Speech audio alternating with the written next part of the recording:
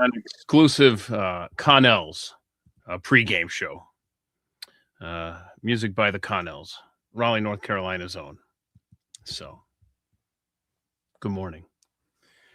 It's a little chilly here. I'm sure it's a little chilly where you are. In fact, I need a button up because I'm in the room over the garage where I do this. Normally not an issue, but when Ice Mageddon, you know what we're calling this thing? This is Sleet Mageddon for Dallas because we got. Sorry, ladies. There's only 3 inches out here in the yard. I would say 2.5 of them were just sleet pellets that piled up, and it's just a frozen sheet with a nice dusting on top.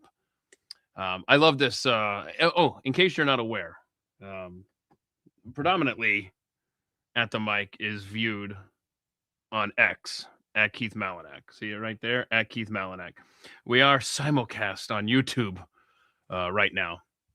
Well, good morning, Crispy Critter. It's nice of you to say that since previously your comment on the YouTube was about not doing a show.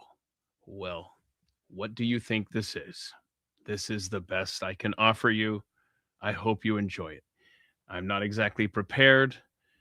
Not that I typically am, but if you're not familiar, I typically do this on Thursday and Friday afternoons live at 3 p.m. Eastern. Not Tuesday mornings live at 7 a.m. Eastern.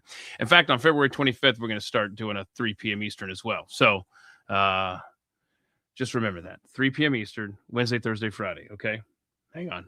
See, there's just too much to do. See, it's a one-man band, so I got to make sure everybody knows if we're doing this. And I don't want to get anybody hopes up, but I did send the dial-in link to a fan favorite. At the mic fan favorite, but I don't know that is going to be seen in time. But there you go. So I appreciate you hanging out here. That's the thing.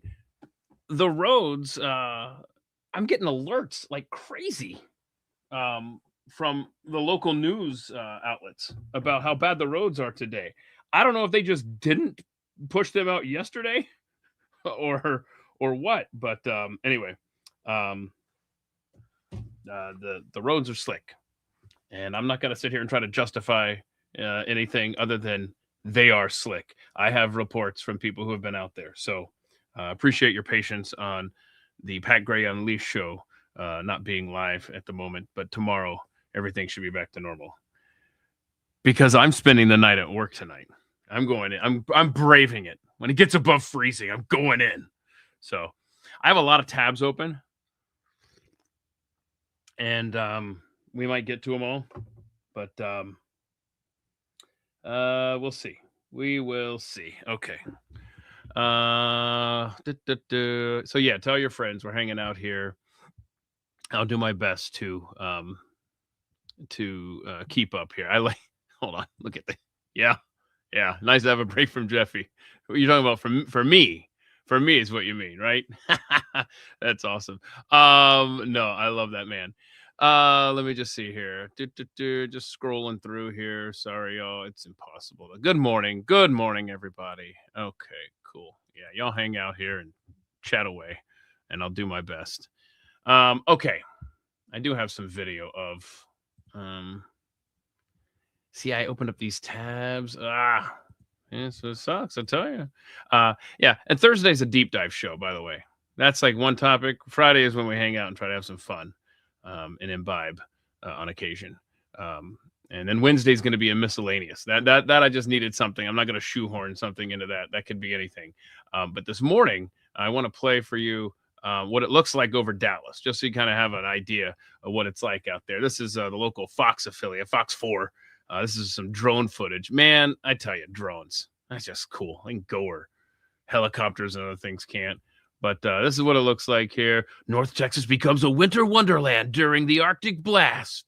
And look at that, huh? You got to love the kids playing out there. Find a hill and go sliding down.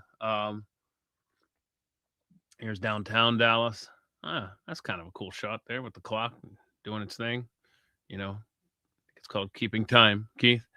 There's a train. Look at that. I almost said Marta. That's from growing up in Atlanta.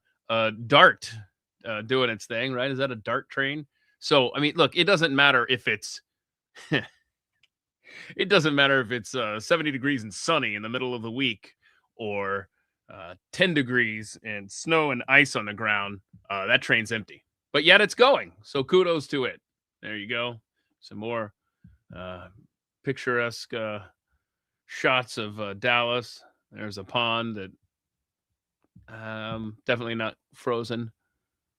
But man, we're getting another blast of cold air this weekend. They say it's supposed to be dry, but gonna get down to 10 degrees again. There you go. That's pretty, right? That's pretty. That's good stuff. Good stuff. Let me see if I got. I think I have some more. Hey, New Jersey. Very good. Very good. Yeah, I just showed. I did. That was F Dallas. Yeah, there you go. I had to read that one. Show Fort Worth, F Dallas. Well, I mean that's the footage that I have there. So let's see here. Okay, where was I going here? Oh, I had more winter stuff to show you. Yeah, thanks, Dan. I appreciate you reposting the stream. Anybody can do that if you want to repost the stream. Feel free. See, I told y'all I have too many freaking tabs open. Oh yeah, look at that. There's the At the Mic Show tab. YouTube.com/at the mic. So you have to go over there to make sure that it's playing. Which, hold on, is it? I opened it and I forgot to check. Yeah, okay. See, man, there's just too much crap to remember, y'all. Okay, let's see here.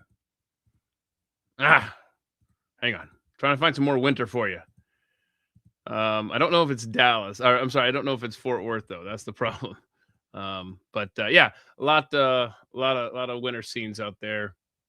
Oh, this one I thought was interesting. I've never really thought about this because people on X are like, up here in the north, maybe everything sucks compared to the south, but we know how to drive in snow. Okay, give a crap. That's fine. I've lived up north many winters. I went to school at check that out. See, University of Nebraska.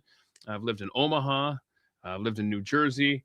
I can handle driving in snow. I am, however, old enough to know that I will not even attempt to drive on ice. So that'll get yourself shot. You try to do that. Sorry. Too soon? Sorry, it was right there. I walked into it. I wasn't letting that one go. Anyway, so I've never really thought about this, but this guy just put into words how to drive and how to change lanes in snow, and I love this. This is good. And this is how to change lanes in heavy snow, and these are the kind of things that you just kind of learn instinctively or the hard way. And it's one of those things I've never really had the opportunity to teach my kids, being that the majority of their childhoods they've lived in the South. Two were born in South Carolina. One was born in Houston. I spent a couple years in New Jersey where we had some wonderful snowfalls, but they weren't of driving age at the time. They were very young. So now that they're driving, I don't get these opportunities because we don't get this kind of snow. But I just, again, you kind of learn this stuff instinctively if you spend enough time up north. But I never thought about this. And so maybe I'm just dumb for not thinking about this, but here you go. This is exactly what you do when you're driving in snow. A quick tip when changing lanes in winter, when there's snow on the road. So if you guys can see here, I'm driving on these tire tracks. And let's say I wanted to go over to that other lane where you can see the other tire tracks as well. Yep. So when I'm doing that and I start to do my process to do my lane change, as I'm going over the part where there's snow before I get to the other tire tracks, I'm taking my foot off the gas and then I can start pressing the gas again once I get to the tire tracks. Reason is if you're pressing your gas over the part where there's a lot of snow before you get to the next tire tracks, sometimes the car might spin out depending on your tire condition or, I don't know, the weather condition in general. So there you go. Make sure you're not pressing the gas as you go over the part where there's snow, and then you can press the gas again once you get to the other side of the road where there's other tire tracks. There you go. I like it. I like it a lot. Yeah, you just take it easy, you know. I've driven a U-Haul in snow, and I will say that I drive a U-Haul in snow better than I drive a U-Haul when it's sunny and dry.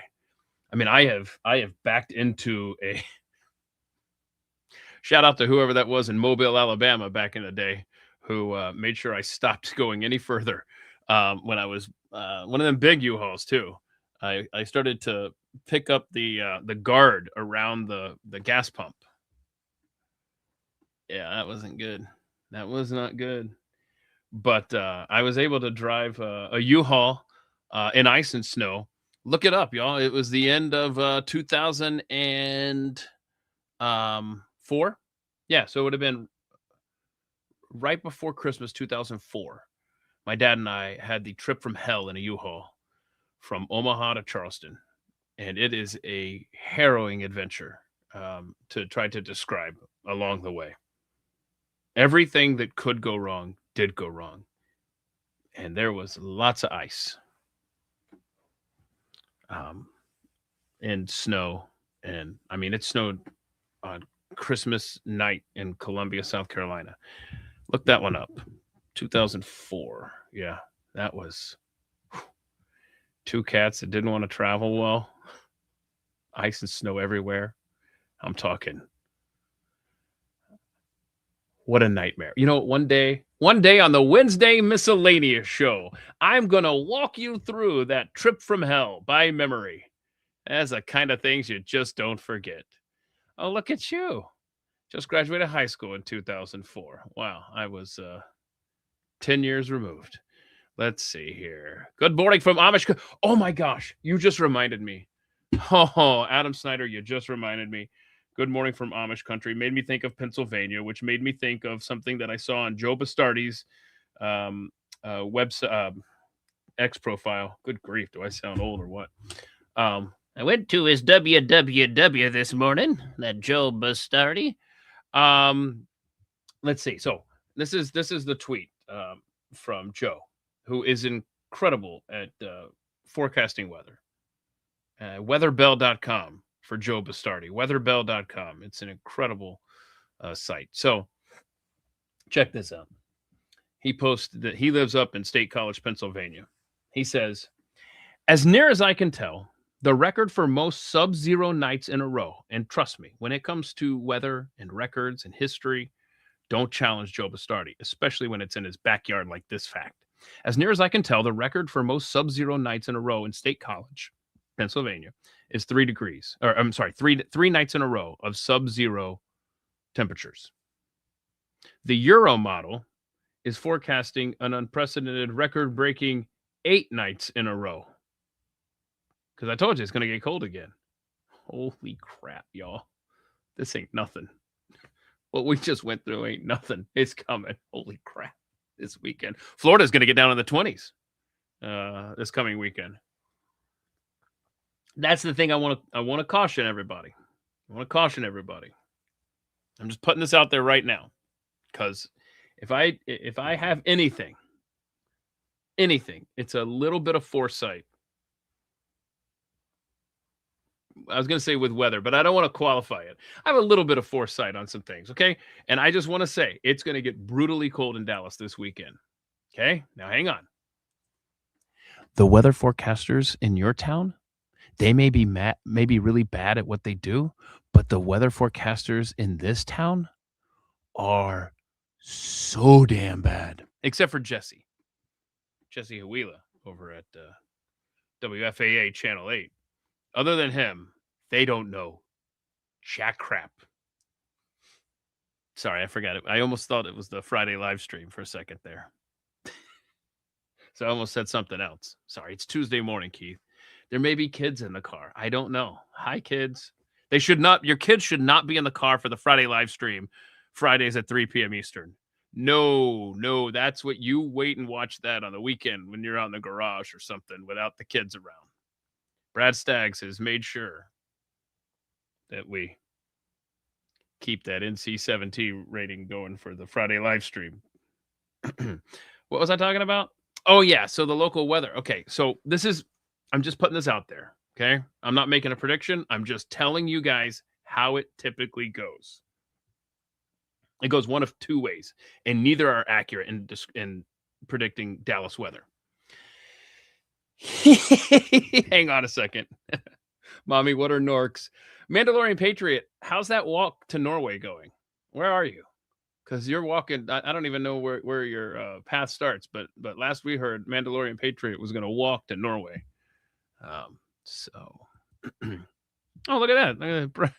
There's Brad Staggs himself. All right. Okay. So, what was I talking about? Oh, yeah, Dallas weather. Why can't I remember this? Hang on. So one of two things happen, and again, they're never right. Like, that's not even an option. Getting it right is not a third option. They either get it so wrong that it's not until about an hour before it happens that they say this is going to happen. I mean, by then it's already in the Metroplex. I mean, the weather that they're predicting, okay? And then when they get crap online for being wrong, then they say, look, we said it was going to happen. I mean, yeah, you said it 60 minutes before it happened, but 48 hours before it happened, you were saying it wasn't going to happen or something else was going to happen or what have you. And then what's so great about X, y'all, is you can scroll down and you can see all their tweets and go, holy crap, they were off. Oh my gosh. In fact, there was this one, like sometimes the forecast will gradually change. Maybe the predicted high temperature will gradually change. Not this past week. It from one post to the next, the high temperature for the day that was predicted was taken down by 20 degrees. So it wasn't like it gradually went, oh, we thought 64 and then maybe 59 and then 55. And no, it went from 64 to 44 in back-to-back posts. Anyway, whatever. So that's the one thing. They either wait until it's an hour before it happens and then they get it right, or get it right. The other thing is, and this is what I fear about this weekend, okay? Not making a prediction, just I want you guys to know. In the forecast for Dallas for Friday and Saturday, 5 days ago, looking way ahead, they said that it was going to snow here in Dallas Friday and Saturday, coming up in a few days, okay? Then they take the precipitation out, but the really cold air gets actually even colder and colder as they predicted. But now it's supposed to be dry. Okay. What's going to happen is, I fear, they're going to put the forecast, the precipitation back in at some point. I have nothing to base this off of. Just experience. And then they're going to say, see, we told y'all for the longest time there's going to be a chance of snow, what have you. See, you can go back here and you can look a week ago when we predicted it. So, in other words, to recap, they had the snow in, they took the snow out. I guarantee you now it's going to snow Friday, Saturday here in Dallas. I'm not predicting it. I'm just saying that's how it typically works out. All right, enough of this. What is this here? Oh, okay. Check this out. Look at this. I mean, this is just, you gotta love the animals, right?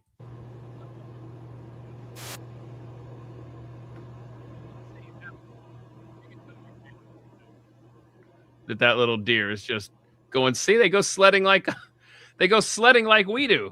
I'm telling you, this storm was ice. This is West Virginia, by the way, I think. West Virginia, yeah. I mean, that looks like a blast, though. Ooh, don't run into that. Ooh, that'll leave a mark.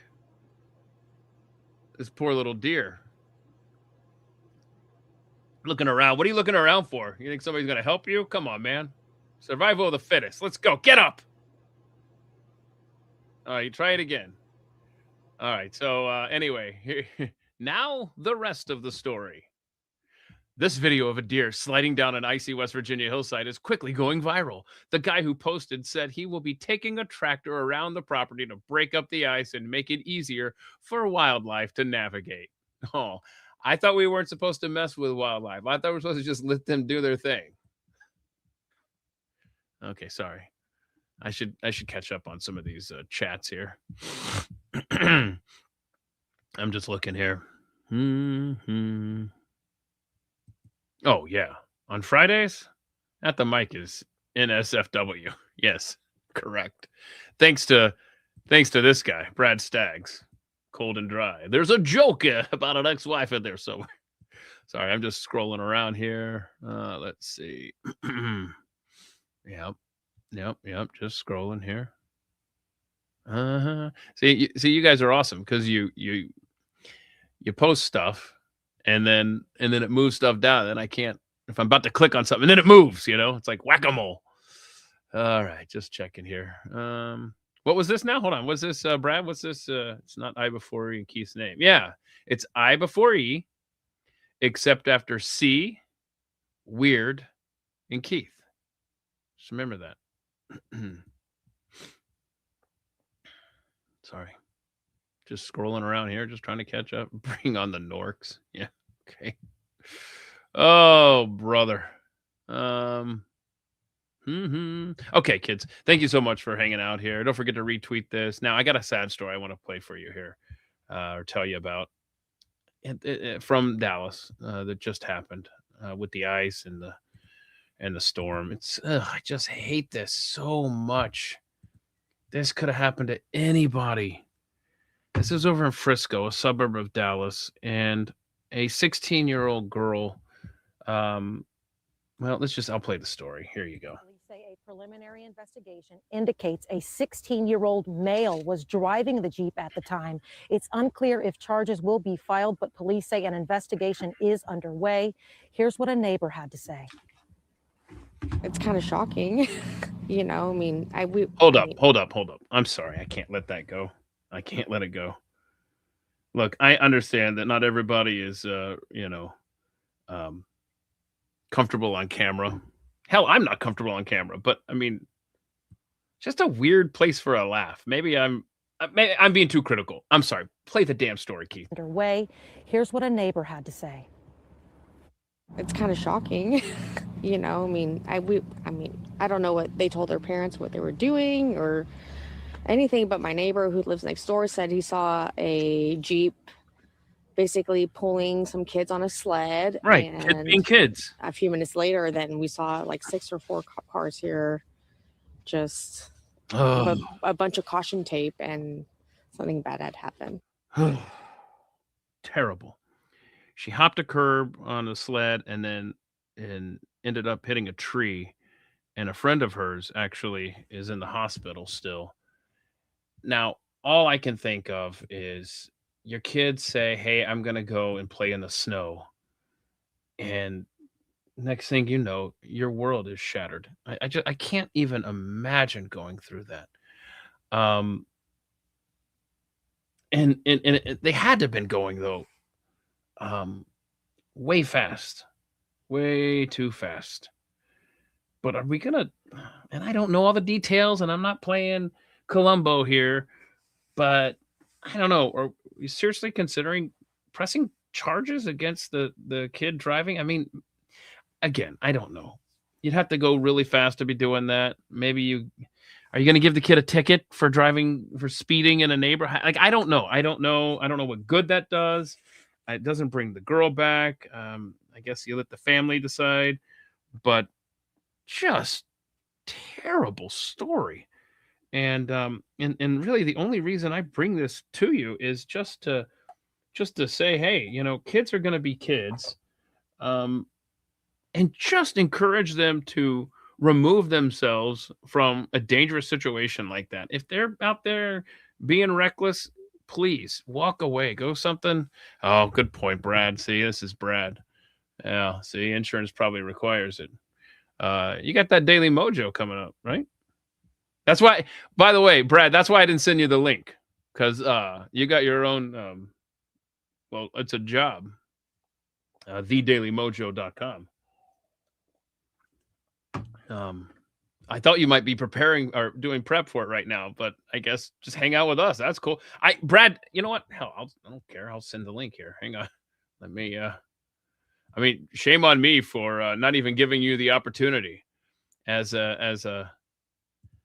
someone who believes in, if I'm a free will libertarian who says, do what you want to do, whatever, I should have at least given you the chance, But I just said, I'm not asking you to repost. I mean, thank you, Brad.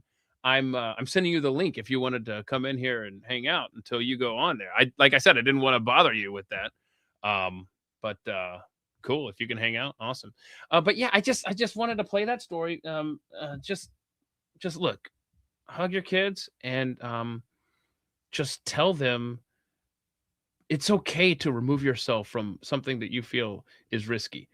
And again, I don't know all the details. It's sad. And I just absolutely hate it for that family. But if you're going to charge that kid for driving that Jeep that caused the death of that 16-year-old girl here in Texas, then let's charge this mom up in Minneapolis for taking her little toddler out in negative 30 degrees. Look at this. I'm going to go protest ICE. But first, I'm going to bundle up, and then I'm going to take my 18-month-old. Yep. I'm going to put my 18-month-old. And see, she's proud. She posted this. Gearing up to go do patrol at my neighborhood school, like in sub-zero weather. Looks like because my babies aren't more. Oh, I'm sorry. She posted this, but she didn't put that caption. I'm sorry. But yeah, what did that say? Oh, let's see. Okay. So anyway, mocking her. Okay, good. But look at this. I mean, you're going out there where temperatures have gotten as low as 30 below in Minneapolis.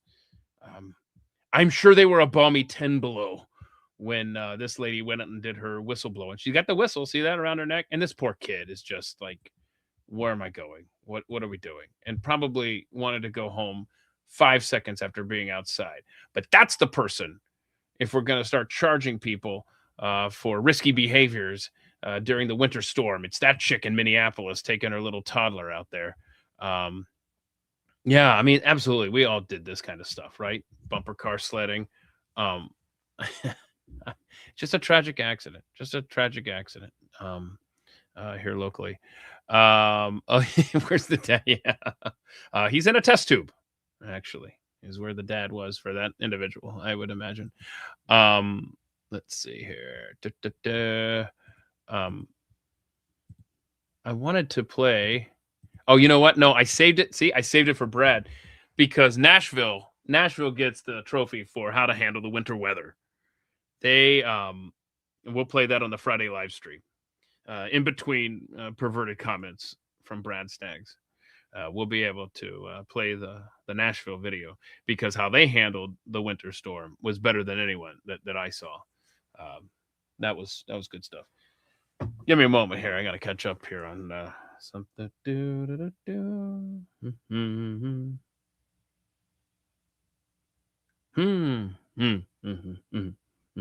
Bear with me, y'all. Sorry, there's a lot going on here. I got plenty more tabs to get to, so it's okay. I'm trying to think. Oh, you know what? The greatest winter storm. This is so. There was one winter, okay, in Atlanta where it started snowing on a Thursday morning, and we were off of school on Thursday and Friday through the weekend, obviously, and then all 5 days the next week. I think it was during the Winter Olympics, if I remember my winter storms in Atlanta correctly. But pretty sure I'm getting sick. That's gonna be awesome. So I want you to imagine this. The snow, we get, I forgot how many inches, but there was a lot. Sorry, I'm doing Brad's job for him. So we were off school for seven school days, and then being a child in a divorced marriage, there, I had to go to my dad's for the weekend that followed, and I want you to understand that the backyard at my dad's was the greatest backyard in the history of backyards because it had two straight down hills. It was like, it was not fun for that man to mow in the summer in Atlanta, I'll tell you that. But these were straight up inclines about, I don't know how many feet down. I want to say 30, 35 feet. I mean, it was ridiculous. And then down below it was like this just flat, large backyard. It was a corner lot. And it was the neighborhood football field, really neighborhood baseball field, and it backed up to the woods. Okay, so what you've got is you got the two hills straight down. Okay, and the house is sitting on top of one of those hills, and it's flat down here, and then you got the neighbor over here on one side and the woods on the other. Now the woods aren't there anymore. It's depressing as hell. There's a new neighborhood that literally backs up to my dad's old neighborhood where my dad used to live and where I grew up. And then what's awesome is that when your dad gets married 88 days before he dies, and that house ends up in the hands of an interloper instead of you getting to keep your child at home. I'm sorry. I'm getting off the focus. Winter tale. So what happened is I get there and I get there after this week and a half of it having snowed a lot and freezing temperatures and everything's frozen over still. No one has touched this backyard because I knew that it was going to have been ruined. Like this was the yard of the neighborhood. And so we get over there, for the Friday through Sunday weekend, and it is just a sheet of ice. Bro, I have never had so much fun in my life. It became the neighborhood yard. I can't believe it hadn't been desecrated in the 7-8 days before then. And we just took linoleum and flipped it upside down, little sheets of linoleum that my dad had down in the basement that he never finished, using in the kitchen, right? Flip it over, slide down like a daggum magic carpet ride. And we would end up flying off into the woods where there were briars and trees and brush. And I mean, you come out of that thing like Brer Rabbit, right? I mean, it's like they're coming off of you like you just, but it was so much fun because you were covered in a coat and stuff and you're fine.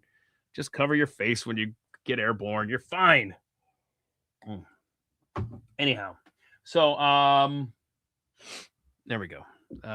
Let's see here. Oh, okay. So I played the little Minneapolis mom. I got all these tabs. Maybe I'll get to them. Maybe I won't. But the Minneapolis mom made me, I have to get this. I love this stat. Okay. This is Geiger Capital posted this. This is insane. Trump's first year had the fewest illegal border crossings in recorded history. Immediately after 4 years of record-breaking illegal immigration, 0 new laws passed. They could have stopped at any time. That's a great point. But this is comparison. There's Trump's first term. Would have liked to seen a lot more done then. But compare it to Biden. Holy crap. I can't even fit it on the screen. And then look at this, y'all. February through December. I mean, that's impressive. That is very impressive. So kudos to the Trump administration for locking the border down. That's for sure.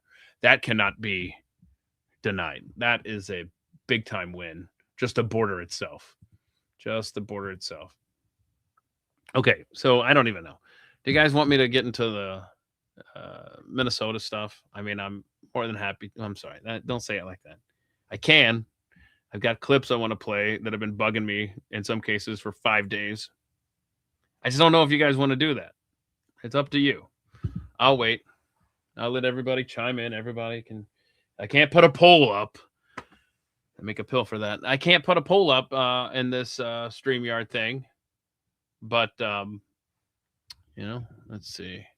YouTube is not the only platform this morning. Lettuce Turd. Also, at Keith Malinak on X. At Keith Malinak on X. And, of course, not of course. We're lucky it's apparently on YouTube as well, which is always.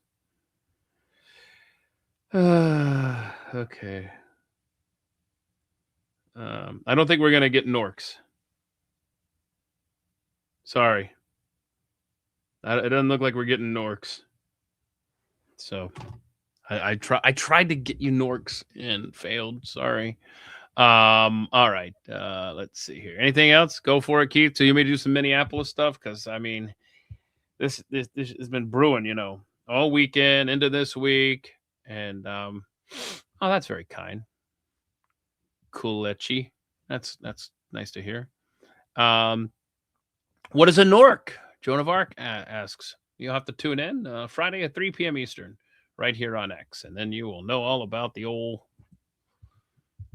They're not old. Let me move on. Okay, I'm sorry. Look, I know you've seen this clip 4 million times, but I haven't had the opportunity to comment on it. and I'm going to right now, because holy crap, if this isn't a Saturday Night Live parody, I come on, this wasn't real. Like, yeah, that's what I said. Oh, is this? Oh no, okay, yeah. I wish this was a joke. Yeah, I wish that. I know you've heard this. Where did I? See, I don't know. I'll play the whole damn thing, Keith. Just play it. Here we go. Pam Bondi, you're Attorney General. Rape, homicide, manslaughter. That's who they're trying to protect in Minnesota. Okay, so here we go. She's going to tell us what she's doing. AG Pam Bondi. What are we doing? What are we doing? Do not understand these people. We sent Governor Walz a very strong letter to.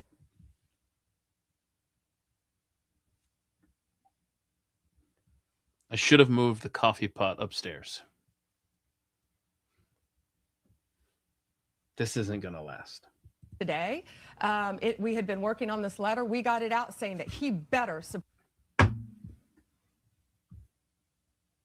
We've been working on this letter? Like, it took you time to write this letter? Like, long enough where you had to make the point, we've been working on this letter? Was it like an assignment? Like, okay, just play the damn clip and shut up. Got it out saying that he better support President Trump. He better support the men and women in law enforcement, because if he doesn't, we are. And that's what we're doing right now. Cool. The host, I'm sorry, I can't remember who it was. Was it Dana? I don't know. Who knows? The host is thinking, is this real life? She's the kid in the back of the car after the dentist. Did you just literally just, you better? So let's formulate a response to that. As the host in real time, how do you respond to that? Enforcement, because if he doesn't, we are. And that's what we're doing right now. Were there any consequences? There we go. Good. I'd forgotten what she said. I knew it was something like, are you real? Is this for real? This letter? Well, we'll see. This is. Were there any consequences in this letter?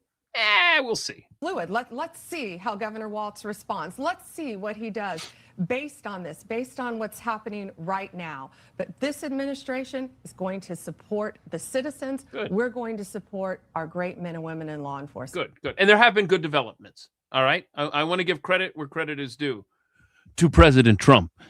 There have been good developments that we will get to. But you just, I don't know, man. It can't be an easy job. Cannot be an easy job. What Pam Bondi has. But I don't know that you needed to, unless you're forced to go out there. I don't know, man. I can't be. I will admit that when it comes to Pam Bondi and Kash Patel, I cannot be impartial anymore with my criticisms. And I'll be fair. I'll be upfront and tell you that, because I just can't even stand to listen to him anymore. Okay, so that being said, let me give you a clip of Kash Patel. Let's hope that this is still queued up to where I left it earlier. It is. Cool. Excellent. All right, here we go. Kash Patel over the weekend talking about that shooting in Minneapolis, which, I mean, I haven't even mentioned yet. I'm sure that you're well aware of what happened there. And if not, then tell me where I too can find a rock big enough to live under. And as for this, oh, hang on. I don't know why it turns the volume down. It just does. Here we go. Okay. Some of the things that administration officials were saying over the weekend, which, I mean, should I properly set this up? Protester in Minneapolis, Alex Preddy, had a gun, and he lost his life after a scuffle with federal agents. Details are still hazy at this hour, but I need to, one tab I don't have open, and I should have printed on the wall, but I don't, are the 5 rules for my kids, which come into play big time, but I don't want to say it without having it available. Anyway, here's Kash Patel director of the FBI, talking about what happened in Minneapolis. We are going to come find you. And as for this latest shooting, yes, DHS and HSI are the lead, and the FBI is processing the physical evidence. So we're in possession of the firearm, which is going to go to our laboratory. But as Secretary Noem said, no one who wants to be peaceful shows up at a protest with a firearm that is loaded with 2 full magazines.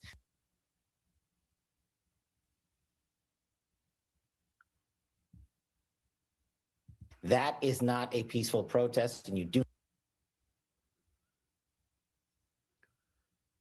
Okay.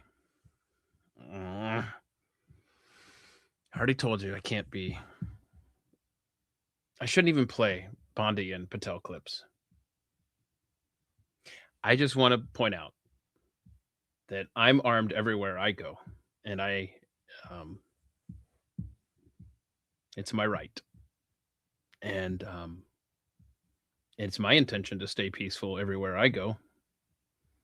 Now, Alex Preddy definitely put himself in a bad spot, and he learned the hard way. He okay.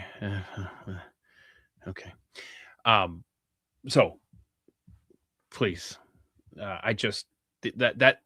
please don't equate those two things, Kash Patel. This is our Second Amendment right. And that's, I'm not even getting into the Alex Preddy thing on at this point in time. I'm just saying, please, that sounds like a Democrat talking point, honestly. And I already told you, I just don't play. Now, let me play a clip from someone that I absolutely do love, and I've seen praise and criticism from our side to this clip. But I love Scott Bessent. I didn't love this clip here. But let's yeah, that's good. Sorry, I've got this tab here, but I can see the comment there. Ham has a great point. They should have focused on Preddy confronting and pushing the border agents. Amen. Don't even talk about the gun. If is the issue what Preddy did? Yes. Are we going to make the issue guns? And again, I'm hypersensitive in that respect, and I will readily admit it. And so I just don't want to give an inch when it comes to our gun rights. We have given plenty of inches over the years. And the last thing I want to do is set up, because here's what's going to happen. I've seen Republicans capitulate enough in my 50 years on this planet to know that what comes next is you don't like free speech zones? Well, get ready for Second Amendment zones. I know we have them. They're called school zones and gun-free zones. Well, you're going to start blocking off parts of cities now. You're going to start saying, you can't have it here in this public place. And it's just, I mean, there are already plenty of places where you can't carry a gun. And you're just setting yourself up for more of them. And if this thing plays out, you could see both sides getting together on some more common sense gun law. See, we work together, y'all. Aren't you proud of us? Anyway, I don't know. Daniel, absolutely. Alex Preddy was in the wrong. Do not misunderstand what I'm saying. These are two different issues. This is two different things here. That man put himself in harm's way. But we do need to talk about the gun itself here shortly. Preddy made his own bed. Yep. I'm just trying to catch up here. Yeah, Daniel's making great points in the chat, y'all. Ignored everything they teach in classes. Yeah, the last thing I'm gonna do if I'm armed, because I don't want a mistake happening. I don't want to, because you're not gonna have time to explain yourself if you're in a scuffle with federal agents. The last thing you want to do if you are armed, because okay, here we go. Hang on, this is gross. I'm sick. Sorry.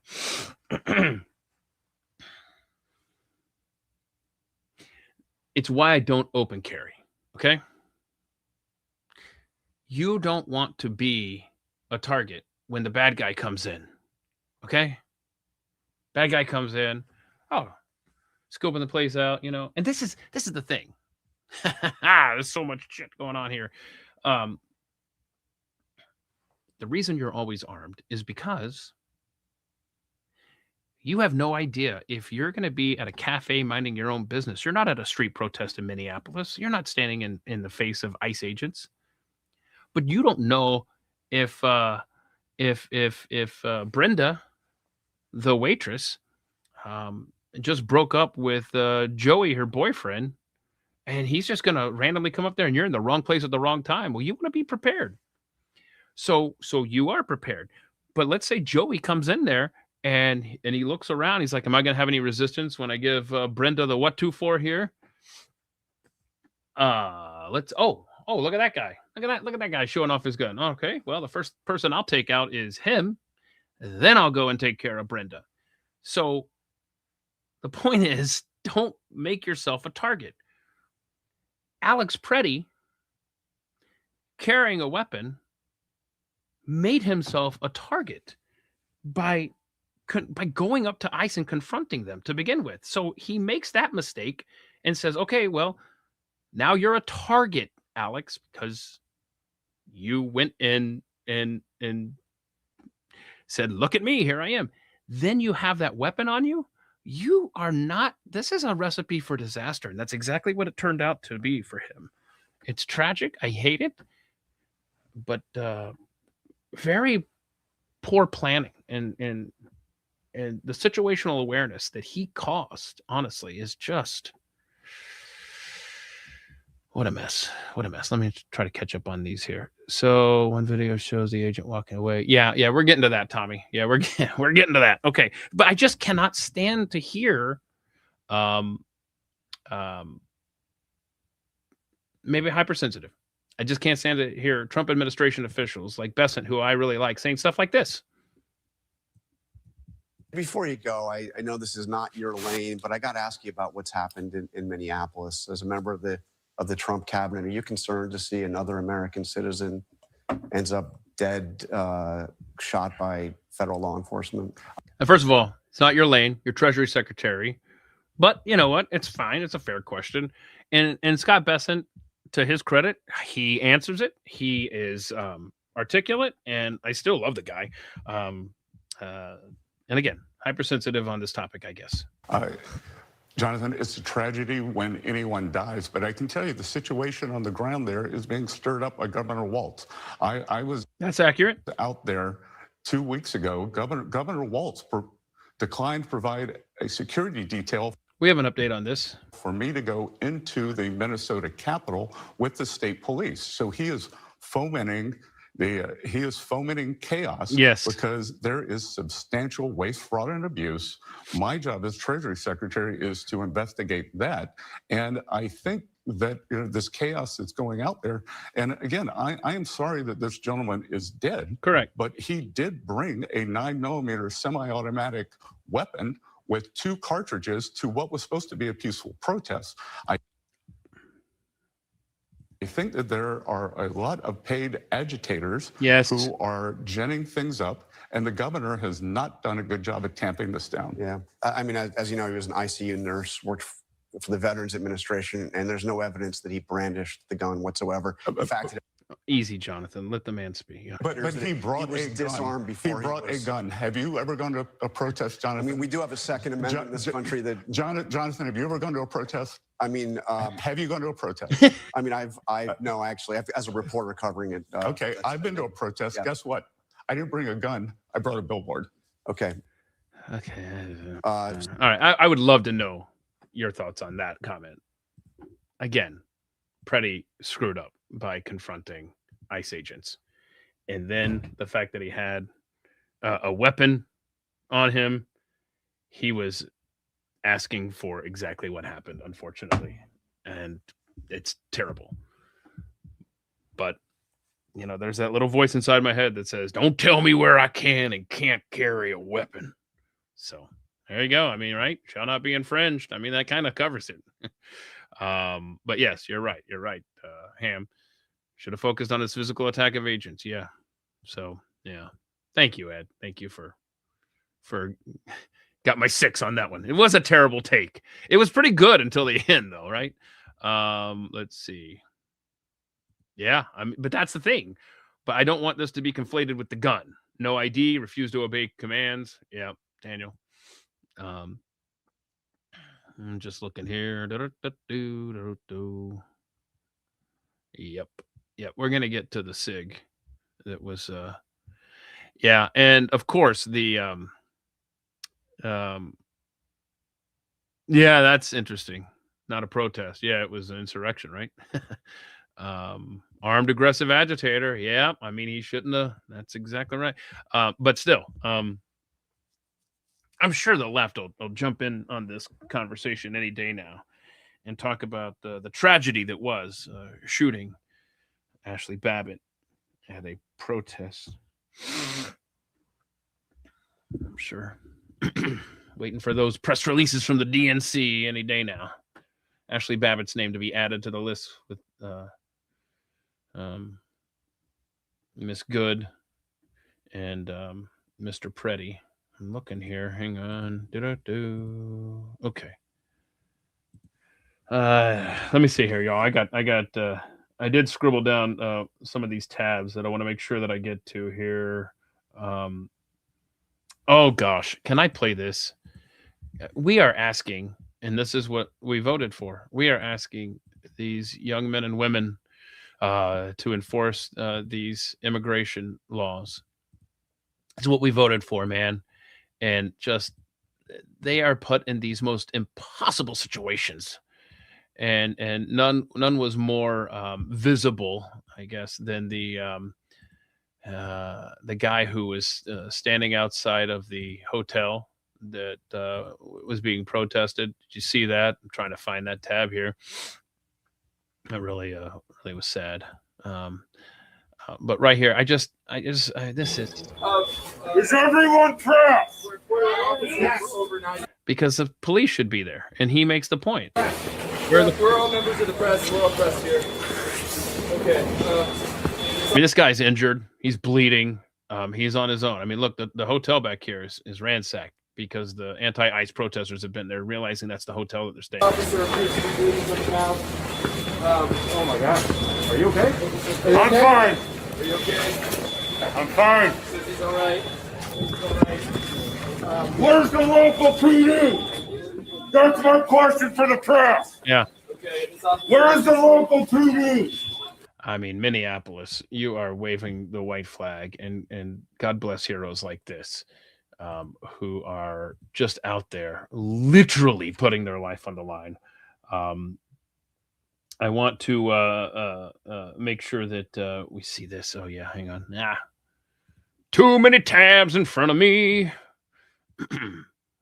This is, and I don't know that I'm going to go through this whole thing, but did you see the former special forces guy who tweeted out, is this, nope. Well, anyway, he explains how this thing is, you can't lose this, President Trump. And I made this point on my day job, Pat Gray Unleashed. I mean, like, this is the watershed moment. Minneapolis, what is happening there right now? This is either going to save the country or end the country. What is happening right now? And there are some positive developments overnight here. But we'll get to those here. But you know, we could analyze this. I know you've seen the video. Gosh, the damn whistles. Every one of these videos of something happening, it's just like you're trying to listen for gunshots and and yet you got to listen through the damn whistles from these freaks. I just, anyway, I know you've seen this. You don't need me. This is, Preddy's out of camera now. It's just, I mean, this guy in the brown jacket, that's Preddy. I mean, we could analyze this all day, man. And we have. I'm sure you've been seeing it on social media as much as me. Just do what they tell you, and then nobody gets hurt, right? And then, of course, we have no idea what's happening down there. We don't know if he's. I do right then. I did see both of his hands. Just want to point that out for what that's worth. Now, maybe he's reaching here, and I'm not going to sit here and have this discussion today. I'm waiting for this investigation to play out. It should play out. We should know exactly what happened, but everybody has seen. And I think, okay, this guy right here. Okay, so this is the federal agent. I know you've seen this, holding the SIG, the weapon that Mr. Preddy was carrying. He is now running away with it. And then I think, correct me if I'm wrong, I feel like everyone is in agreement now that is what the shot heard around the world, if you will. We don't know who fired it. We don't know, was it Preddy? Was it an agent? What happened? I think it's this guy. And I think impossible to slow down there, but that's what starts the reaction. And then what was it, 10 shots? I don't know. I think it was about 10 shots I counted of Alex Preddy meeting his demise. And it may be as simple as just the SIG P320 is just faulty. And as I was commenting on X a couple of days ago, I've been educating myself on that weapon and its many issues and hundreds of lawsuits. And I'm talking incidents on military bases. Just something like, there was this one story where this officer was walking through the hallway with a SIG on his side, and it actually bumped up against the firearm of a fellow soldier going the other way in the hallway, and discharged, shot him in the foot, 6 months of rehab for that foot. And this, in other words, the SIG has a track record, and it is involved in numerous lawsuits. And one of the most helpful videos to illustrate how unreliable of a sidearm that it is was this gun aficionado's video. I'm trying to find it here. Here we go. Who is this guy? I think everybody knows his name but me. Taylor Rhodes. Okay, yeah. I love this video. He's demonstrating how easy it is for discharge. Now, remember, the agent's running away with the SIG. We know it was a SIG because the federal agents posted a picture of the weapon shortly after the shooting.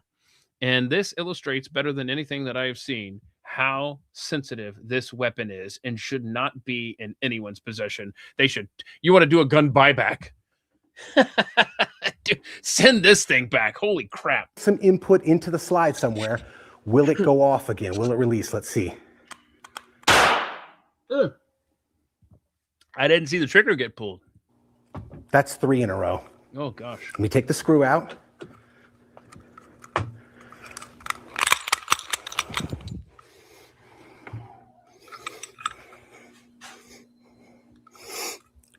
Number 4.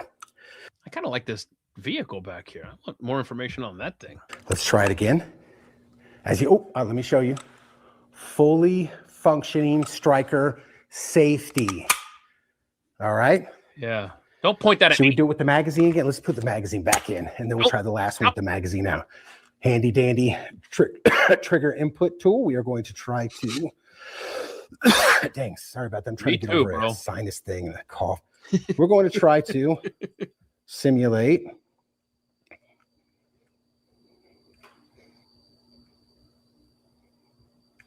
All right, here we go. Again, we are roughly, as we saw on the tabletop, I'm guessing we're roughly 1 millimeter to less than 1 millimeter of engagement on that trigger. And let's see if we can get it to go off again.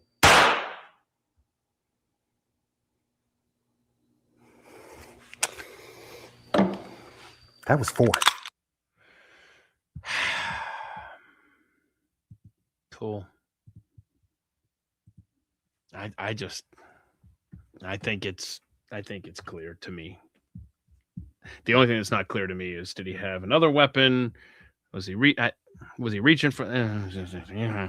I think the SIG went off. I really do.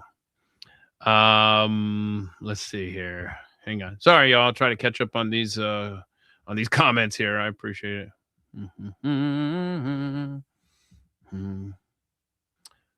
All right. Yeah. Huh. That's some good thoughts. Yeah. You think so, Mike? How many more 4th of Julys do we have together? 0? Okay. No, I'm just scrolling up here. Yep. I can't tell if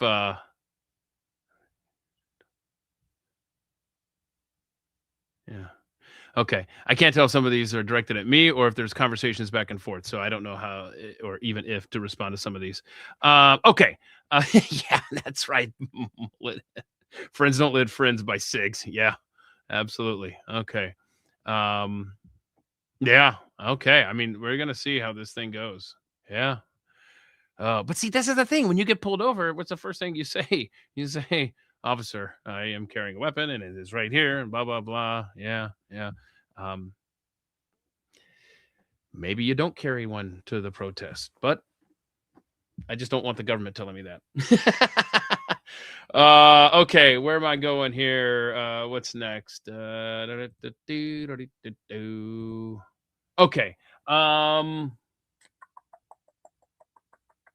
Oh, hold on. You know what? Don't let me forget to go back to another Besant clip that I want to play.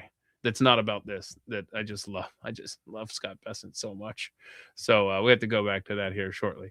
So there was some communications yesterday. Thank God, between elected officials, both President Trump and Governor Tim Walz and Mayor Jacob Fry. It's too bad they didn't get that pirate mayor. You know what I'm saying? Because then he could really talk to the people there of Minneapolis. Let's see here. I'm just looking to see here because I have all of these posts up. I'm going to get them wrong. They're not going to be in order, I'm afraid. Let's see. Here we go. So President Trump yesterday. This is yesterday morning. I'm sending Tom Homan to Minnesota tonight. He's not been involved in that area, but knows and likes many of the people there. Tom is tough but fair and will report directly to me. Separately, a major investigation is going on with respect to the massive $20 billion plus welfare fraud that has taken place in Minnesota and is at least partially responsible for the violent organized protests going on in the streets. Amen. You know that's what's helping to fund this, along with George Soros. Additionally, the Department of Justice and your tax dollars, NGOs. Additionally, the Department of Justice and Congress are looking at Congresswoman. I don't know. I don't know what how President Trump determines what goes in quotes and what doesn't. But I love that. Looking at Congresswoman Ilhan Omar, who left Somalia with nothing and is now reportedly worth more than $44 million. Time will tell all. Thank you for your attention to this matter, President Donald J. Trump. Okay, so that's early in the day. Let's go here. Let's see. Trump then says, let's see. Is this the one? Okay. Time was this one. Yeah, so a few hours later in the morning, President Trump says, Governor Tim Walz called me. Oh. Walz called you with the request to work together with respect to Minnesota. It was a very good call, and we actually seem to be on similar wavelength. I told Governor Walz that I would have Tom Homan call him and that what we are looking for are any and all criminals that they have in their possession. The governor very respectfully understood that, and I will be speaking to him in the near future. Oh, good. So there's going to be a follow-up. I swear, this feels like Trump and Putin. It's like, let's talk and let's accomplish something, y'all. Good Lord. Okay. He was happy that Tom Homan was going to Minnesota, and so am I. We have had such tremendous success in Washington, D.C., Memphis, Tennessee, and New Orleans, Louisiana, and virtually every other place that we have touched, again, with the quotes, touched. And even in Minnesota, crime is way down, but both Governor Walz and I want to make it better. President Donald J. Trump. I mean, that, honestly, that feels good. It feels like we're pulling back from the brink here. Again, it's just Truth Social posts, but still, maybe we're making some progress. Look at this. Later in the day, I just had a very good telephone conversation with Mayor Jacob Fry of Minneapolis. Lots of progress is being made. Tom Homan will be meeting with him tomorrow in order to continue the discussion. Thank you for your attention to this matter, President Donald J. Trump.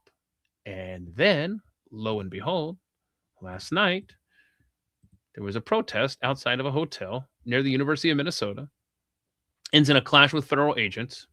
And if you go on to read the story, Minneapolis police showed up.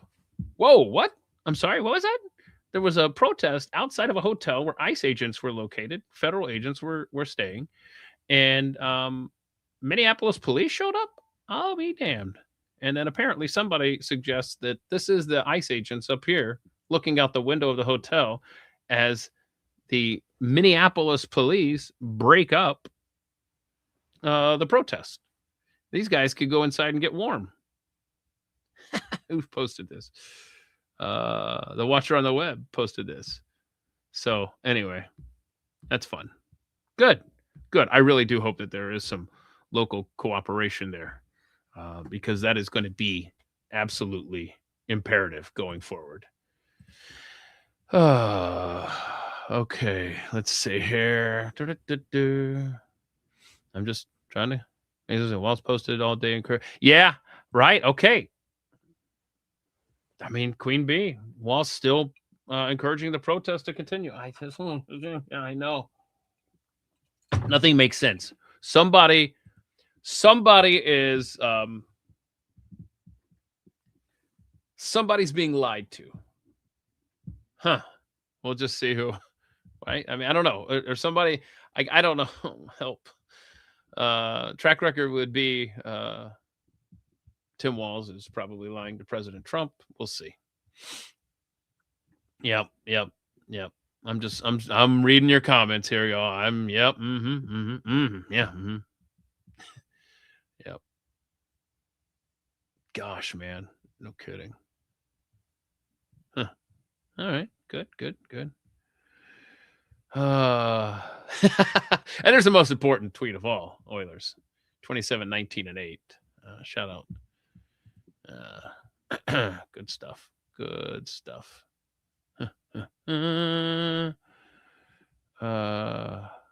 Okay, so I got more tabs open here. Sorry. Yeah, there's something. Yeah, that's the thing about Walz and the president communicating yesterday. What I wanted to believe as I was reading these posts from the president was, okay, obviously they have something on Walz, and they told him what it was. Hang on. Yeah. And I don't know. What do they have on Jacob Fry, though? That's what I want to know, because at least the Minneapolis police were present last night. We're going to know by the end of this week. I hate to use this word, but we're going to know who's winning in Minneapolis, if it's the president or the governor and the mayor. Is the lawlessness going to continue? Is it and I'll just say that I've given up on the weather helping out. It gets so cold, man. It got so damn cold, and they were still out there shoving ICE agents around. Let me just check something real quick. I read you the Joe Bastardi weather for, oh gosh, it's 0 degrees. That's warm in Minneapolis right now. But I read you about the weather prediction there for, interesting. This isn't good. If you want law and order in Minneapolis, it sounds like that. I don't understand this forecast. The coldest it's going to get is -10. Meh. But over the weekend, I mean, it's going to be what? Anywhere from -7 for a low to 20 for a high. I mean, it's going to be well into the 20s next week. So, I mean, that's prime protesting weather. I'm sorry. That's prime insurrection in weather is what that is. Where do you want to go to next here? I don't want to get I can't even read my handwriting. That's the problem. That's the delay. Whenever I look over here, I'm like, what BP fire? What does that mean? Let me let me play this. Joey Jones last night on the 5.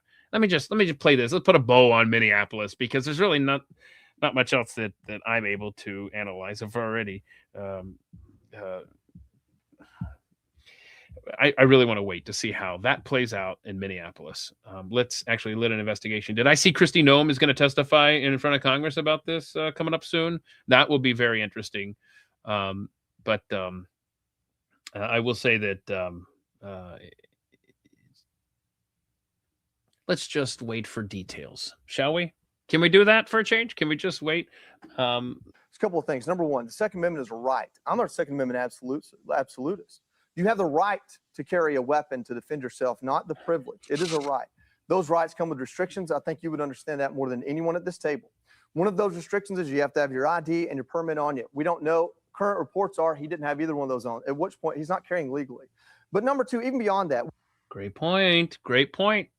Great point. With the right to carry a firearm comes the responsibility to do it correctly and to do it with foresight and to do it understanding the situation you're walking into and what could happen once you get there. Just about every state offers a class on that. And if you carry your firearm, you should take that class. And if your state charges you for it, you should go protest for that class to be taxpayer funded because it is a right. Yes. So that's important. We can talk about policy all day long.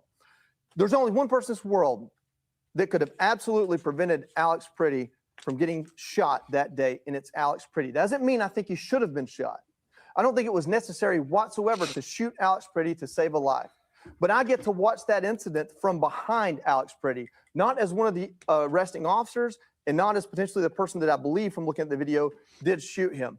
Why does he have 10 rounds in him? Because if you have to shoot anybody once, you better shoot them enough to kill them, because if you're shooting somebody, you think they're trying to kill you. Every police officer in this country is taught that. If you want to change that, go lobby to have it changed. Why was he shot? He was shot because of the reasonableness clause, the reasonableness doctrine. The Supreme Court decided this, which is the fact that if you are a police officer conducting police work and someone has, and it's explicitly outlined, someone has resisted arrest, violently or not, disobeyed orders, and shown the means to harm you, then you have the ability to protect yourself. Now, do I think he should have been shot? No, because I see 10 things that happened before that happened that could have been handled differently.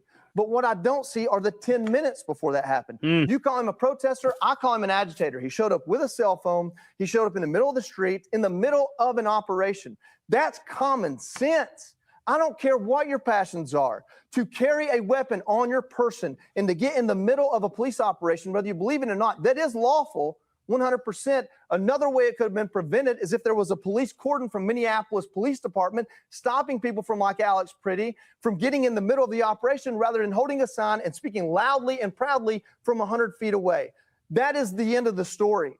There might even be a federal agent that goes to jail because some jury or a federal investigation decides he acted prematurely or shot him and shouldn't have. That I'm not arguing or disputing that because I haven't seen the investigation.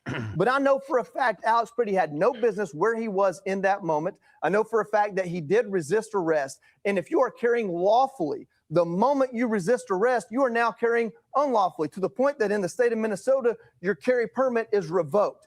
Damn. I mean, this is perfect, right? In that moment. So the point here is nobody's condemned in this, other than the politicians that let it happen. Yeah, that's plenty there. I just think that was excellent analysis from Joey Jones. Now, I will also say that one thing that I have been remiss on, I need to stop calling them protesters. I think he's absolutely right. They're agitators. We need to make that clear, right? I mean, agitators, not protesters, because protesting would fall under the First Amendment, obstructing officials in their legal duties of law enforcement. That's not protesting. That's agitating. Sorry, let me just see here. What am I doing here? I'm trying to keep an eye on you guys over here on the chat here. I appreciate your input over there. I appreciate you hanging out here. I hope you're staying warm wherever you are. Be sure to repost this, whether it's the YouTube link or X. But I do want to get back to oh gosh, no, hold on. I'm sorry. I got a Minneapolis loose end here. Holy crap. It never ends. It never ends with the sign language. It never fails. It never fails. I don't understand how this happens. Kudos to it's a great gig if you can get it, but I swear any of us could do this. Before any investigation is done, you have the most powerful people in the federal government spinning stories and putting up pictures and unrelated. What? Stop it. There is absolutely nothing this man is saying that matches what she is doing. Incredible. Just stop it. By the way, if I'm faking being a sign language individual, and I hear the word investigation, I'm going to try to do a Columbo thing. Just one more thing. You have the most powerful people in the federal government spinning stories and putting up pictures and unrelated people who we don't know anything about, and a picture of a firearm to try and spin a narrative.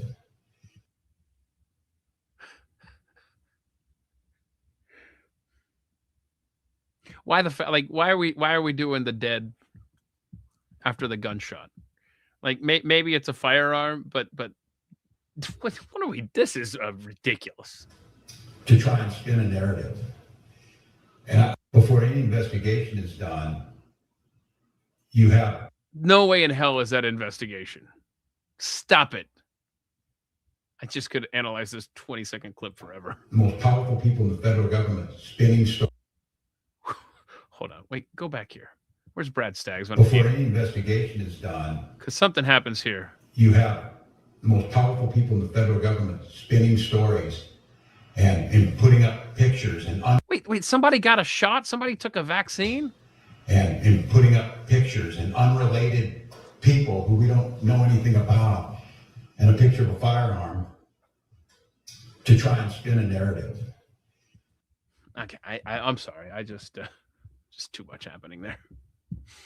Speaking of press conferences in Minneapolis, I have not had the opportunity to talk publicly about Somali Nasra, because she's good. I mean, look at that, huh? Look at that. Yeah, come on. Okay, let's. Look, I know this was a clip from days ago, but damn it, I haven't had the opportunity to play with this. Do we know? Hold on. What happened with I forgot the context of the Band-Aid. What happened there? Did some agent rough her up for being in the wrong place at the wrong time? Like, I don't know. I just don't know. There we go. Tell us what it's like to be a Somali American. What's her name? Nasra Ahmed. Tell us. So I'm Somali. I'm proud to be Somali. I'm Somali. So I'm Somali. I'm proud to be Somali. Okay, you haven't said anything about being an American yet. 2 points for being a Somali. To me, being Somali isn't just eating bananas with rice. It's a lot. It's like Okay, Asian guy is getting uncomfortable. He's like, wait. She just really what? It's a lot. It's like what? It's an interesting thing. It's very hard to describe what it means to be Somali. Oh, but we're here waiting with bated breath because we want you to tell us. Tell us what it's like. Please educate us about your culture And what it means to be American, but we 23 seconds in, we finally got an American mention. All right. It's like a cultural fusion. It's kind of like the bananas and rice. What we have learned in recent days, whether it's what's her name again? How do I forget it? Nasra Ahmed, whether it's her or Alex Soros, is they both have made Kamala Harris look like a genius. And that's a tough task. That is a very tough task. But kudos to them. You know, people don't really see like, it's people don't think, oh, you can eat bananas with rice, but that's what it's like to be Somali and American. It's like that combination of banana and rice. But rice. You're gonna get what I mean. No, we're not. I mean, this is every clip now is a Saturday Night Live bit. Well, not exactly, because these are funny. But oh my gosh.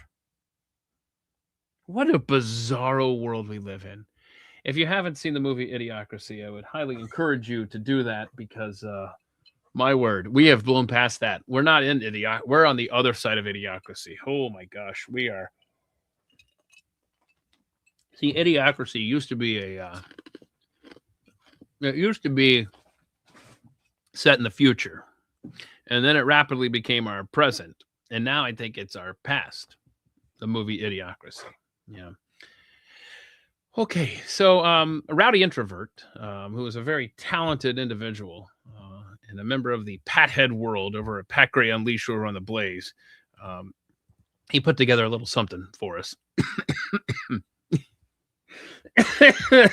It's good stuff, Rowdy. You never disappoint. There she is. There she is. All right, this guy was uncomfortable from start to finish, and then there's this guy, the king, baby. Made an appearance at the press conference. Did you see him back there?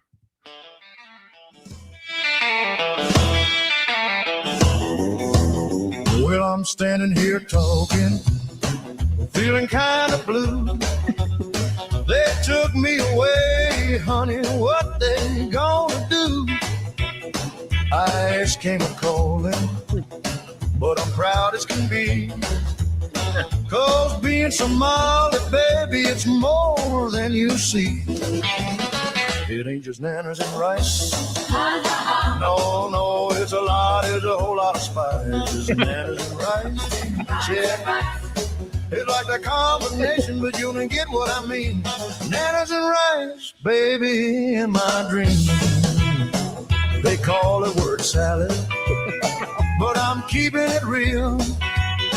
Somali in my heart, that's the deal. It ain't just eating sweet with the grain on the plate. It's culture, it's fire, no need to hate. It ain't just nanas and rice. Is an interesting thing. Nanas and rice. Oh, mercy, mercy me. You can't eat nanas and rice. Can't you see? It's kind of like nanas and rice. Baby, set me free. Now people don't think, oh, don't know, they don't understand how sweet gold is savory in this promised land. But I'm proud to be me through the struggle and fight. Nanas and rice every Minnesota night. It ain't just nanas and rice. Oh, right, it is a lot, it's kind of like you and me. Nanas and rice. I'm gonna shake it tonight, you're gonna get what I mean. Hold on tight. Nanas and rice.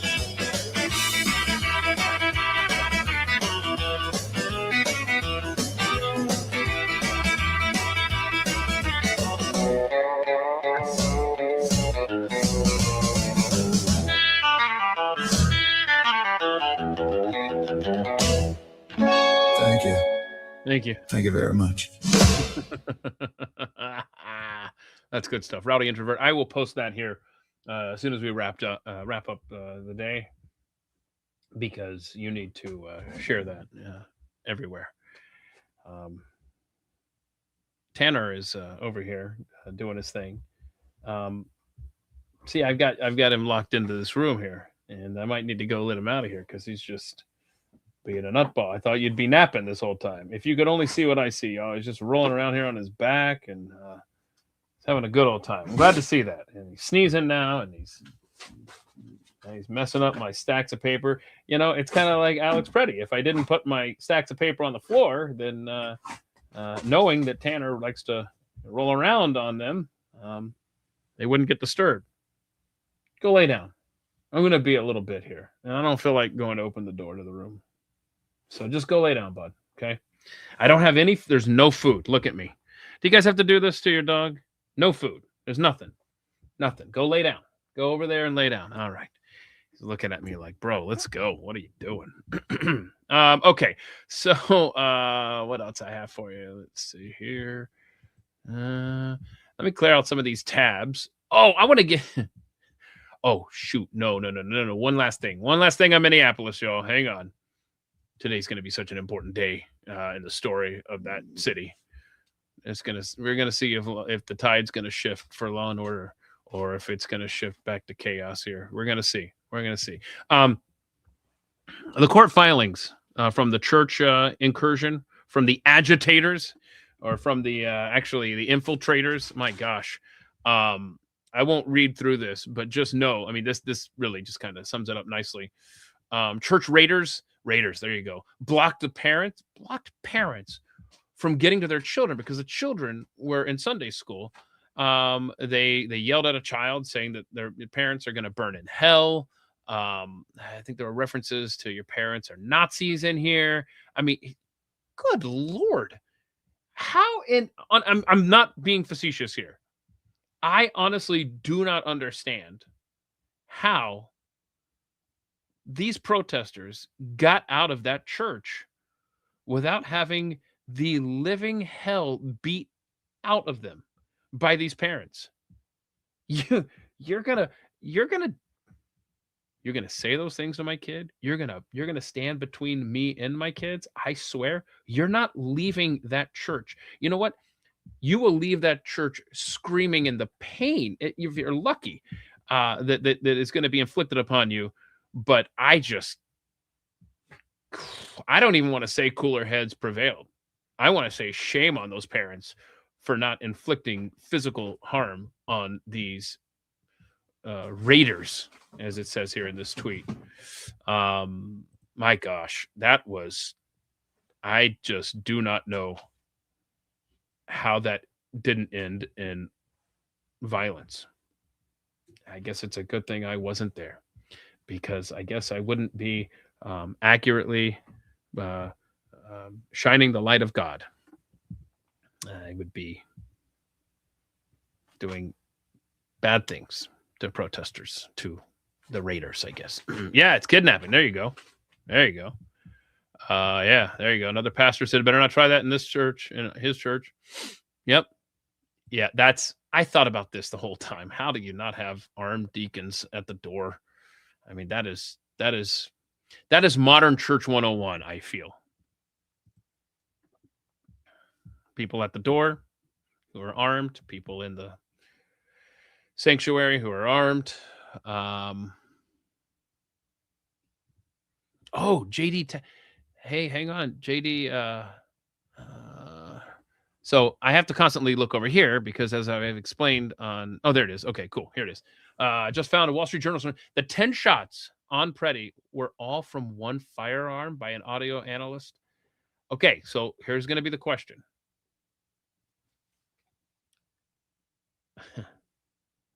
As this thing plays out, if that's accurate, if all 10 shots were from one individual, in your mind, in the public perception mind, in the game of politics mind, and I hate to say that, but that's the reality. If that is accurate and it's all from one agent's gun, all 10 shots, if, does that make it worse? Does that not change anything? What I fear that it does is I fear that it gives, if this is accurate, that report, it gives the government a scapegoat. Look, as this one agent will... That's one thing that this administration has done very well. They've stood behind their agents. And so we'll see if this is accurate. Wall Street Journal says 10 shots were all from one firearm. Oof. I mean, I don't know. I don't know. This is so hard, man. It really is. But what is not hard is I think, can we all agree that Preddy was definitely in the wrong by involving himself? I think that's where we can find common ground, right? That you should not have stood between federal agents and that reminds me, federal agents and the individual that they were trying to get out of this country. What do we know about that person there? Let's see. Here he is. There we go. Reportedly, it's Jose Huerta Chuma, country that he's from is Ecuador. Wanted for domestic assault, intentionally inflicts and attempts to inflict bodily harm on another, and disorderly conduct. That's who Alex Preddy died trying to intervene on behalf of. Goodness gracious! Shout out to Cam Higbee, who was a previous guest on Pat Gray Unleashed for his visit to the Gaza Strip, I believe it was. He was on reporting from there. I mean, this guy gets around. He covers some bases. Cam Higbee, if you haven't heard, he infiltrated the signal groups. And there's been reports of some high-level folks involved in that signal group chat. And so a lot of, I mean, this thing is so highly organized. Holy crap. These aren't protesters. These are absolutely, it's not even agitated. It's insurrectionists, quite frankly. And this is organized. And this is funded.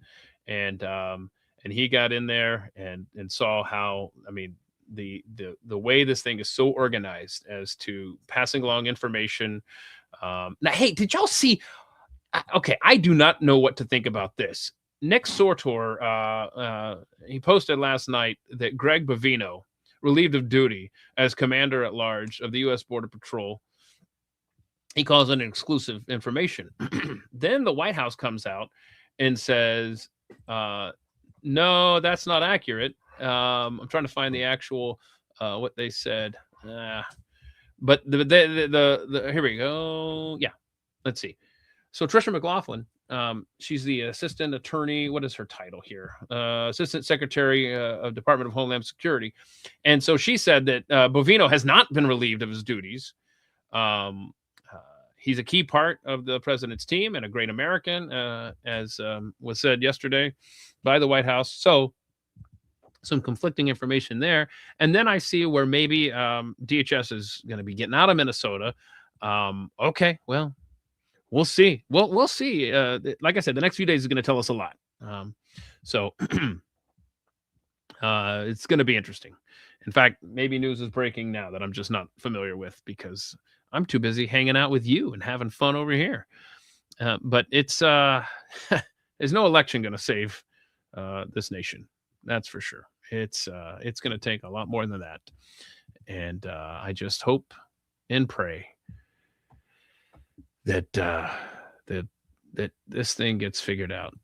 And you know, I floated the idea, and it take me forever to try to find this poll, but I just wonder at this point, would you be okay with states like Minnesota, California, New York? I mean, if they just left the union, I mean, it is a compact that the states have to agree to, and obviously you would want the states to actually do something formal. I mean, look, the southern states had every right to leave the union. Just a newsflash there in 1860 and 1861. The federal government disagreed, and you saw what happened over the course of the next 4 years. But legally speaking, I'm of the opinion that if states want to leave, if they have a process for that, by all means, let them leave. But and then people bring up the, well, what if you're a red voter in a blue state? You got to figure that out with your state, because now your state is its own entity at that point. And there's a lot of people that I care about in the state of Minnesota, and I have no idea how that would play out. But goodness, what a mess. What a mess. Let's see. I'm just looking here. Yeah, there you go. So New York, you could battle it out on yourself. The upstate could have its own state. See, this is the thing. Yep. Okay. What else I got for you here? a lot of tabs still open yet to get to here, and a lot of chicken scratch. Oh my goodness. I want to play this.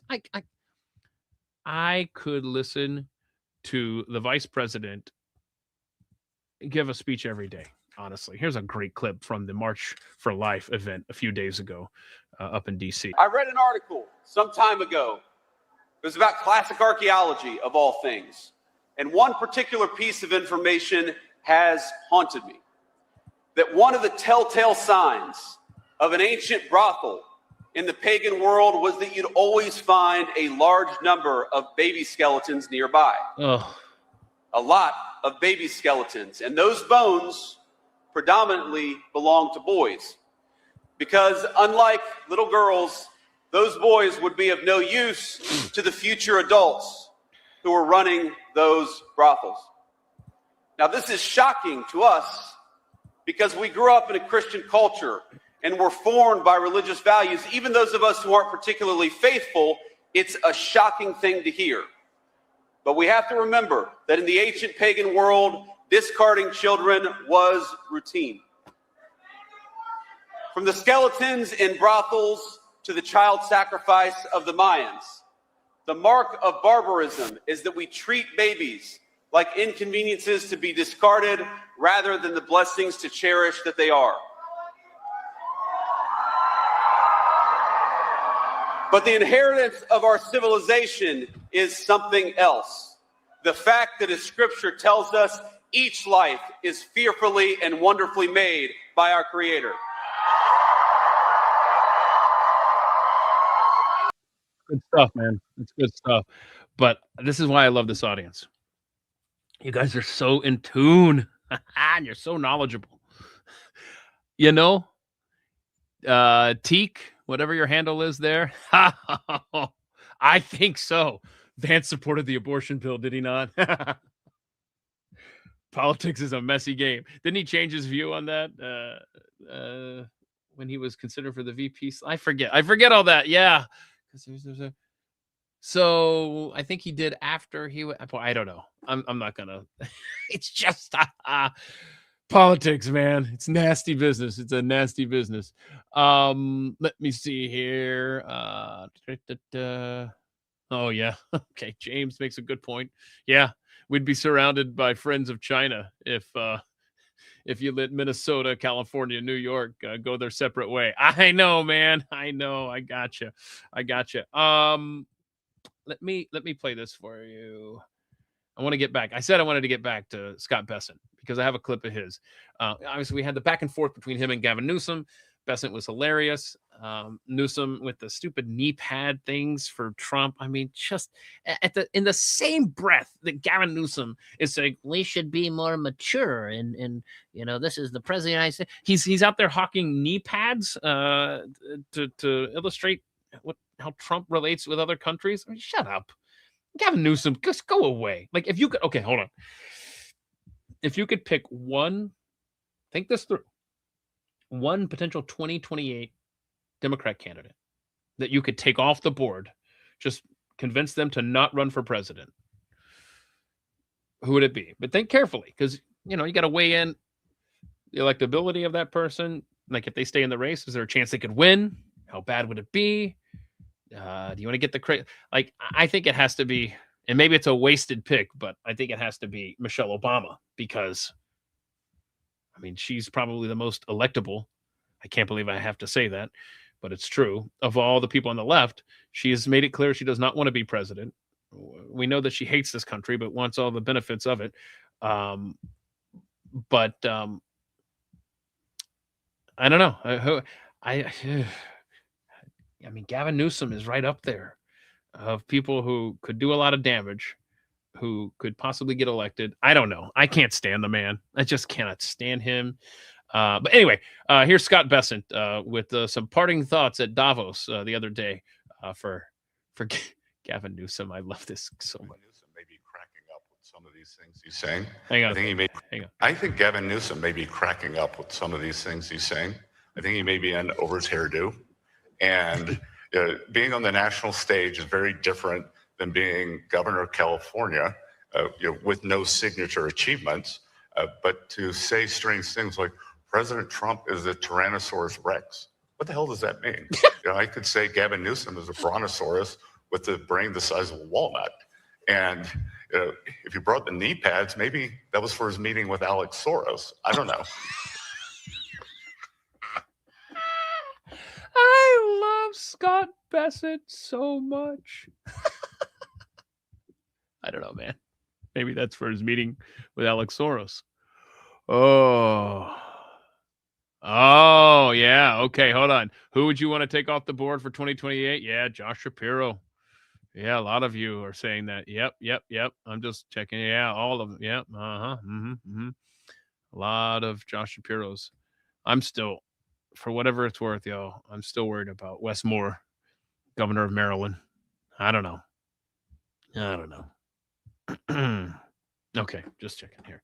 All right. Can I just let me throw this out there?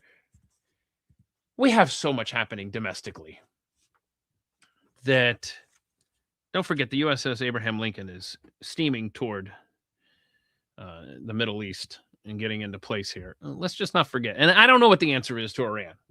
I don't know what the answer is. I'm glad that I'm not the president of the United States. I know you're glad about that too. But this is an interesting blurb in Time.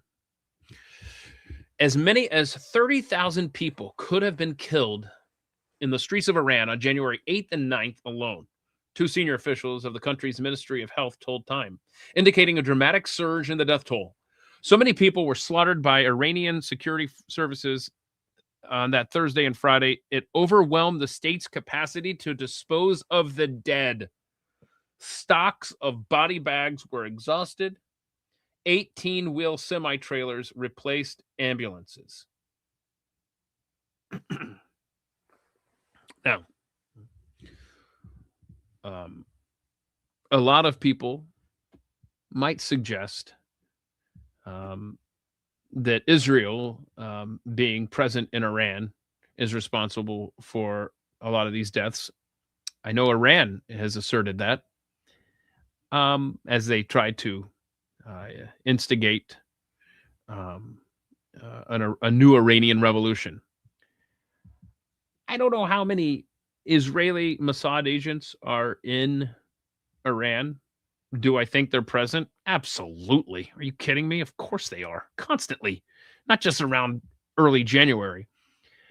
But I don't think that Mossad agents in Israel are killing 30,000 people. But the question is, okay, let's say without a doubt that Iran is slaughtering its people, and it's an evil regime, and we don't get along with them, et cetera, et cetera. What do you do about that as president of the United States? Like, what do you do? I can barely deal with Minnesota right now, and that's not a dig at the Trump administration at all. You got Minnesota is the target for insurrectionists in this country. I'm trying to tamp down, a domestic uprising in a nation that is tired of being the world's police. But dear God, this always puts our foreign isolationism to the test, doesn't it? When something like this happens, especially when it's Iran. Oh, you mean Iran could fall? Now, if this was 30,000 people dying in Nigeria over 2 days. But the president was able to actually act on that. So kudos to him. Although, my gosh, there was another Nigerian church was attacked. You talk about stuff flying under the radar. And that was last week. Hundreds taken. Oh, it's just terrible what is happening to Nigerians, to Christian Nigerians. I had a conversation with Larry Taunton here, I don't know, a couple of months ago. It just horrific. I mean, that's a genocide happening, and we're barely doing anything there. But again, what do you want us to do? Do you want us to be the world's police? Do you want us to stop genocides? Where is that line? And I think it's an impossible task to be president of the United States with all this insanity happening. And you're not going to hit a home run every time, that's for sure. But I honestly don't have the answer. And this is where I guess, hey, let's trust those that we put into power, right? Let me see what your comments are. You probably got better takes on this than me, huh? Let's see. Is there any doubt we don't have real-time videos? Yeah. Okay. Yep. Probably do. Yep. Internet's still out there though, right? Let's see here. If Iran said it, it must be true. Thank you, Stephanie. Yes, of course. Oh, hold on a second. This goes back to the Josh Shapiro thing. Hold on. Sally has a good point. So why would we want to take Josh Shapiro off the board if Democrats aren't going to vote for a Jewish person anyhow? See, they'll take him off the board themselves. And can I just be clear? When I say take someone off the board. I just mean remove them as a possible candidate. I don't mean anything else by that, okay? So just convince them to not run. Which Democrat would you want to convince to not run because you're afraid that they would actually have a chance of winning in 2028? Let's see what else I got for you here. Let me just hang on. Okay, hold on. Don't let me forget to play. God bless our law enforcement. Holy crap, the things that you have to deal with. I have to get to this video coming up here in a second. I want to play this because this actually, there's another story that's been flying below the radar. I don't quite follow it. Some of the most moving things in our history are tragedies that have happened in our history. And when you go to these sites and read about it, it's not all sunshine and lollipops, kids, for the last 250 years. You don't need me to tell you that. Now, the difference between the right and the right will at least be honest about our country's story. The left will try to claim that that's all we are, is all the bad stuff that's ever happened in this nation. That's our story. We're just an evil nation that has been built on a I was trying to make a poltergeist reference here. Anyway, but there's no room for good in our story if you're a member of the left. And that's so sad, and that's tragic.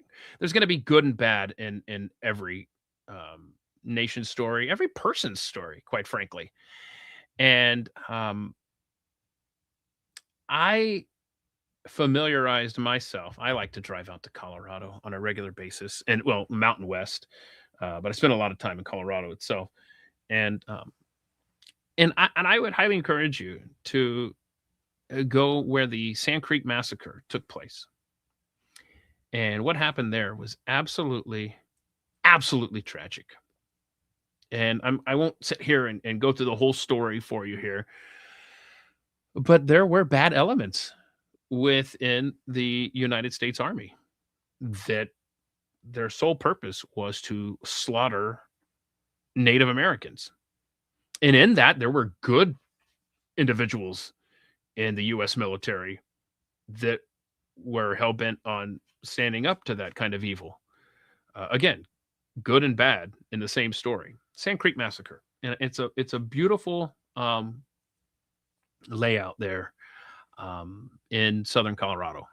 And it's just it's moving. I'll say that. It's a moving setup there. But it's part of our story. And it's crappy. I hate it. But it needs to be known. It needs to be told. It needs to be shared. It needs to be taught so that we don't replicate this kind of evil in our future story.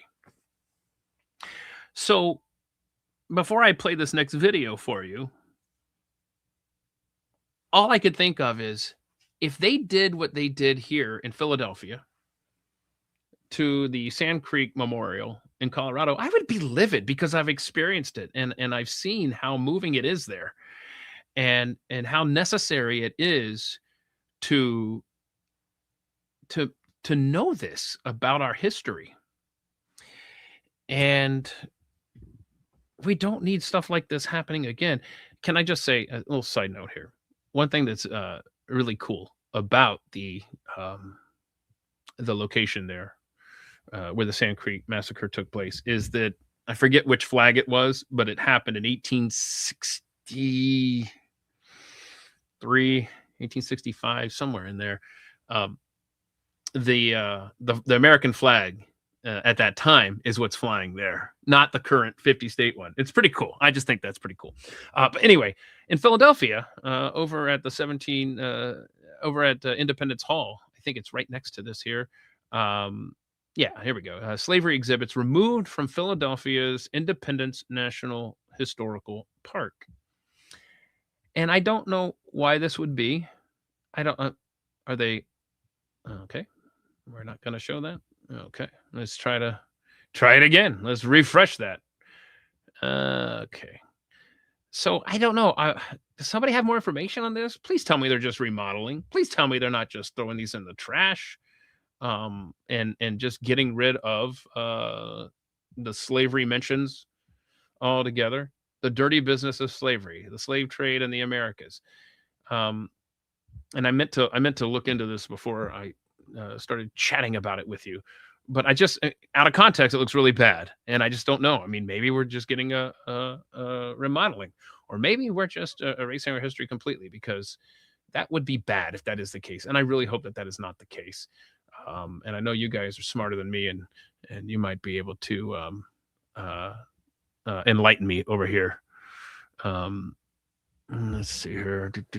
Yeah. So if you guys have more details on this, shame on me for. I'm sorry, y'all. Slavery exhibit, Philadelphia. Let me just take a quick canter to see if there's an update on that, because that was on the 22nd. Let's see. Oh gosh. GOP lawmaker says good riddance to slavery signage at Independence Mall. I don't know what was said on those plaques. It could have been inaccurate information. It may not be just cut and dry. It's like, we just don't want to even acknowledge slavery existed. I don't know how it was written. Did the Obama administration write that story? Did the Biden administration write that story? I don't know. Let's see. Oh, gosh. Here we go. Here's the latest. This was from 3 hours ago. Governor Shapiro. Oh, remember that guy? We just talked about him. Accuses President Trump of attempting to whitewash history. Okay, so this story apparently has now got the attention of the governor of that state. Here we go. Let's see. No, I don't want to subscribe to PBA, public radio. Let's see here. Let's see. I'm just scrolling through here. Get those displays back. Okay, so all right. So Shapiro wants the displays back on city or state-owned property nearby. Okay. The nation is celebrating its 250th birthday. Yeah, acknowledging history. We got to do that. How can we go forward if we don't know our history? How can we go forward if we don't remember where we came from? I agree. I mean, I hate that. See, this is the thing. This is the thing. If you're going to have a common sense Democrat with little quotes like that, he definitely would be formidable in 2028. So I don't know, man. Somebody's going to have to update me on this if you got it. Yeah, I hope they're just updating it. I really do. I hope they're just cleaning it up. Yep. Those who don't remember history, etc., yep, are doomed to repeat it. Yeah, that's right. Okay, so here we go. This is what I needed. It's because it was inaccurate. They failed to mention that tribes sold their own people to slavery. That's totally, I'm glad to hear that detail. Paris Edwards, thank you for that. I really appreciate that. So let's get them back up there, and let's make sure that the origins of slavery that go back thousands of years, let's make sure that that is part of the story. It wasn't like 1776 happened and America said, well, we're a country, let's go and round up some blacks to sell. You know, I mean, we inherited that from Britain, which had been going on many millennia before, particularly in Africa. So that is, if you're going to update the story and make sure it's accurate, I'm good with that. I am good with that. Okay, so before we go, I got to play this video.